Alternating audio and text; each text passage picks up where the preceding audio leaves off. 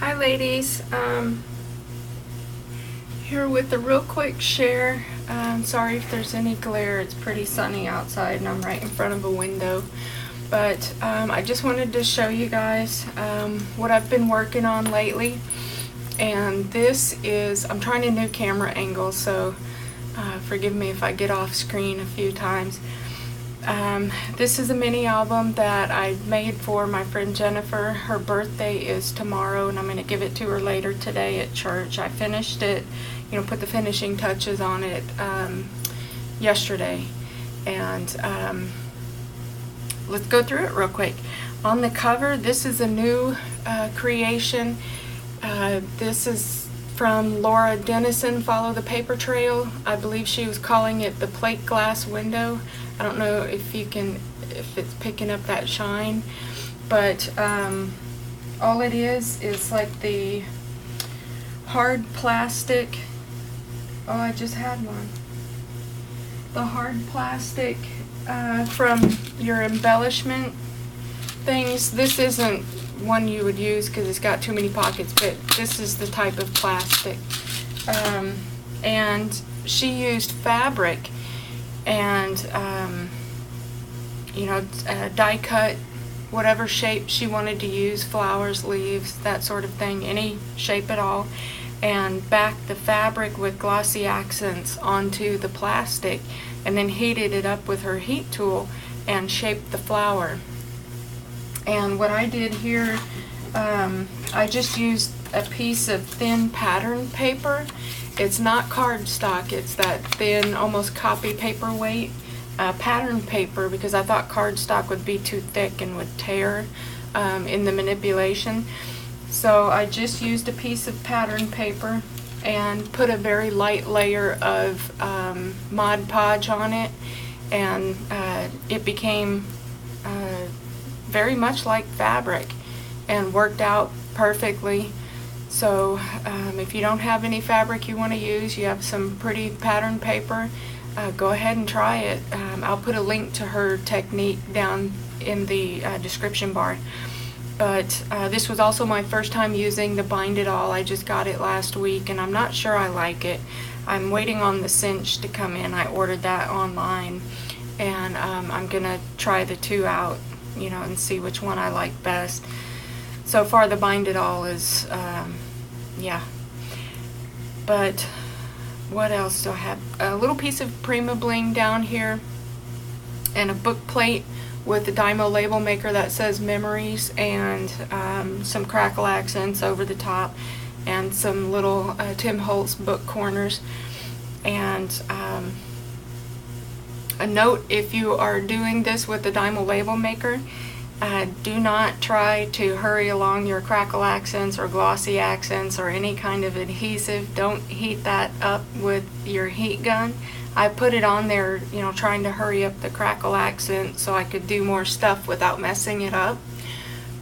In the heat tool, it was almost dry when I decided to, rush it along the rest of the way. And the heat tool was only on it for a few seconds, and it took away the white that you see in the lettering. It just looked like a black strip in there, so I had to pick it out and do it all over again. So don't do that. Don't put your heat tool anywhere near that. Just let it do its thing. Jennifer is not a scrapbooker at all, so I kept this very plain and simple. Just lots of room for her to put pictures and to write if she wants to, but I didn't stamp journaling lines on anything because she's got 5 children and I didn't want her to, feel like she has to journal about each and every picture. Since she's not a scrapbooker, I just, kept it very basic. Put a little vellum quote here and a little pocket on foam tape, and I just used my Sizzix and cut out little mini file folders. I did 5 of them and tucked them in here. She can write stuff about each child and put maybe this year's school picture inside there. And the pocket pages, this is from Laurel at A Piece of My Heart, A Little Piece of My Heart. I'll put the link to her tutorial for this pocket page as well. You get a pocket on the front and one on the back. and each page, just, you can also do a pocket at the top. This is open, but you know, I just chose to keep it very simple, and not have too much stuff for her to have to fuss with and try to find. But anyways, each page is a 12 by 12 piece of pattern paper, and you really need to have double-sided paper, so that this is the second side of this piece of paper. Because if you have just single-sided paper, this inside will be white, which, you know, is not a bad thing because it's going to be covered by a tag anyways. But anywho, like, here's the tags. I just used the tab pull, and this paper line is from the summer paper stack from Die Cuts with a View. And I just covered up, you'll have a kind of a fold right here, and I just covered up that with another photo mat, or she can journal here if she wants. But each page is the same, it's very basic, you know, plenty of tags, plenty of room in here. And let's see, there's the back cover with another quote. I really like that quote. And there's the back of it. I just put, you know, my information and her information, kept it very basic. Edged everything with the Tim Holtz Dusty Concord, and put some charms on here. This is the Tim Holtz fragment charm that I just stamped with gold ink, and that stuff is so oily and doesn't dry. It embosses very well. It takes embossing powder perfectly. So I just put gold embossing powder over that and heat set it, and backed this with a piece of the pattern paper to match. And I have a Tim Holtz token here that says Journey on a little charm that I made, just very simple bead that I strung. And that's it. I hope she likes it. Where are we at for time? Okay, we're good. Next project I have is a 3-ring mini album. This is the 3-ring binder album. Laura Dennison has a tutorial on that. This is using the Once Upon a Time stack, and a note about doing the 3-ring binding. I really like how this came out, but next time I am not going to use any paper from DCWV to cover the outside, because they treat their papers with something, I don't know what. Like, the only embossing that was on the paper was way up here, and the paper split on the spine on both corners way down at the bottom, and over here at the corners it also split. So they treat their papers with something in order to hold that embossing, or it's just much thicker cardstock, I'm not real sure. But I fixed that problem by, if you hear noise, that's my cat. She's climbing on the chair right behind me. I fixed that problem. I just cut a piece of pattern of matching paper and cut it to fit the spine across. And let's see, there we go.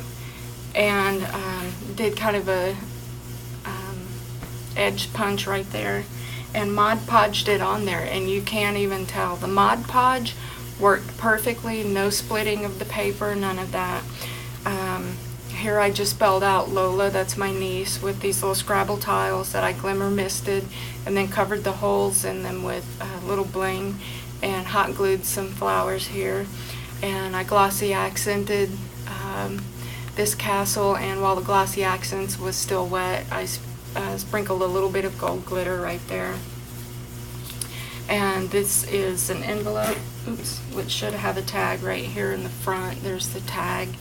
And I just used my EK Success circle punch to punch out, you know, a half circle. And each of those pieces, I just kept those and used them for the tab pulls on both sides. Just glued them together with my Scotch Quick Dry adhesive. And I used, I don't know if you can see it, but each envelope, I just went around the edges of each envelope with the Tim Holtz Dabber paint in gold.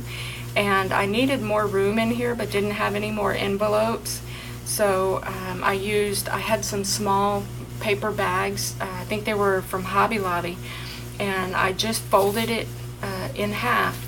You know, this is the bag opened up, and I just folded it in half. This is the bottom part of the bag, and here's the top part.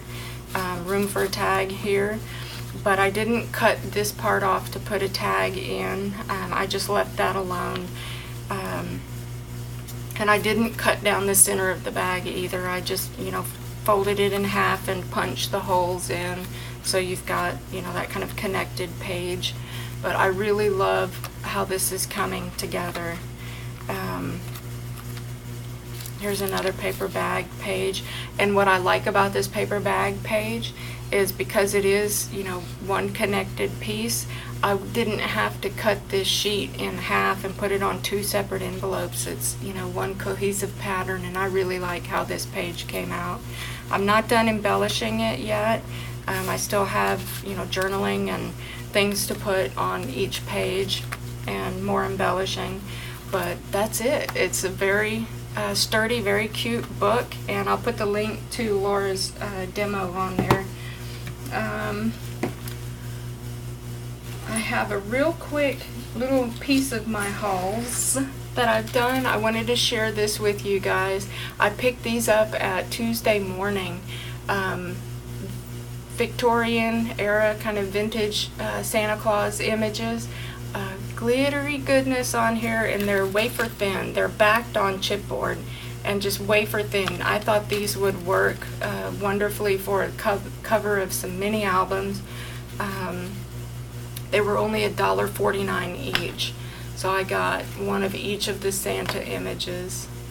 And I'm gonna try to do this myself, print out some Santa images and mat them on chipboard and then paint and glitter the edges and try to do it myself and see how that works out. But if you have a Tuesday morning near you, get out there and check them out. They've got a bunch of cute stuff in the Christmas section. They also had these paper stacks by ATD, and this is cardstock, double-sided. So cute. Here, I'll just flip through. You also get solid cardstock back there in the back. But look, oh, how cute. I love this, and it's got a slight texture to it. It's only $5.99, plus you get free chipboard. Here's another one I picked up, also $5.99, and this one is just pattern paper in this stack, but it also comes with punch outs and die cuts and vellum sheet. Here's some of the punch outs and the die cuts. You get frames and borders, more frames and borders, and there's a page with tags in here. There it is, little tags and titles and whatnot. And here's all of the die cuts. I just love these die cuts. Look at that sleigh. Isn't that cute? And there's the paper. It's it's a little bit thicker than some of the regular pattern paper, but it's not cardstock weight. And very cute, very simple, very clean designs. And then again at the back you get oh, that's pretty. You get solid cardstock. Well, it's not cardstock, it's just solid color pattern paper. And that is double-sided. And that again was $5.99 with free chipboard. But I think that's not it. One more thing, My Mind's Eye. I found this at Michael's. It's the Merry Days of Christmas kit.